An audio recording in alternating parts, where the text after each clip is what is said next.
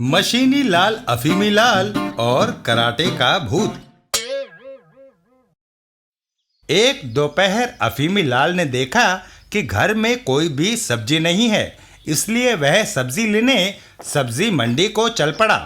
अगर रात के खाने में मशीनी लाल को कोई सब्जी नहीं मिली तो मेरी खैर नहीं। बो हो। मशीनी लाल अपने दफ्तर में था और अफीमी लाल सब्जी मंडी में। तभी कहीं से भटकता भटकता एक भालू उनके घर की ओर आया। जब से मैं अपने सर्कस से भागा हूँ, भूख के मारे यहाँ वहाँ घूमता फिर रहा हूँ। वो हो। वाह, इस घर में तो कोई भी प्राणी नहीं दिख रहा। कुछ देर यही आराम कर लेता हूँ। तभी उसकी नजर फल के उस टोकरे पर पड़ी जिसे मशीनी लाल ने खास तौर पर अपने लिए रख रखा था। यम यम यम यम यम।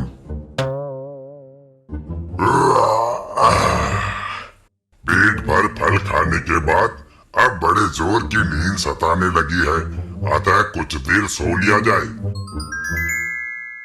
आदमियों के इस आरामदायक बिस्तर में सोने का मजा ही कुछ और है। आज तो मेरे मजे आ गए। कुछ ही देर बाद मशीनी लाल जूडो कराटे का अभ्यास करता हुआ दफ्तर से घर की ओर लौट रहा था। याहू! आए, ये दिन दहाड़े मेरे घर में से खर्राटों की आवाज कैसे आ रही है? अफीमी लाल, कुंभकर्ण के अवतार, आज मैं तुझे आटे की तरह गूंथ कर छोड़ूंगा। और फिर या मशीनी लाल कांच तोड़ता हुआ सीधा घर के अंदर आ खड़ा हुआ। याहू! कमबख्त कैसी मस्ती में सो रहा है, जैसे स्विस बैंक में इसके नाम का गुप्त खाता हो। या हाय, मेरा हाथ। ठहर, मैं जरा फल खाकर अपने शरीर में ताकत भर कर आता हूँ, फिर अच्छी तरह से तेरी खबर लूंगा। अरे मत ले पंगा। और जब मशीनी लाल फलों की टोकरी के निकट पहुंचा। आए, फलों की टोकरी तो खाली पड़ी है। बो हो। ये अफीमी का बच्चा मेरे हिस्से के फल चुरा कर खाता रहता है, इसलिए तो इसके शरीर में इतनी ताकत आ गई है। चोटा कहीं का, मैं आज तुझे जिंदा नहीं छोड़ूंगा।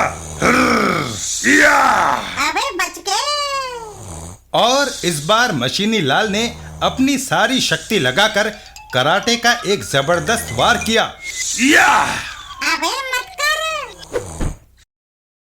हाय, मेरी टांग। बो हो। मशीनी लाल का रोना चिल्लाना सुनकर आखिर उस भालू की नींद खुल ही गई।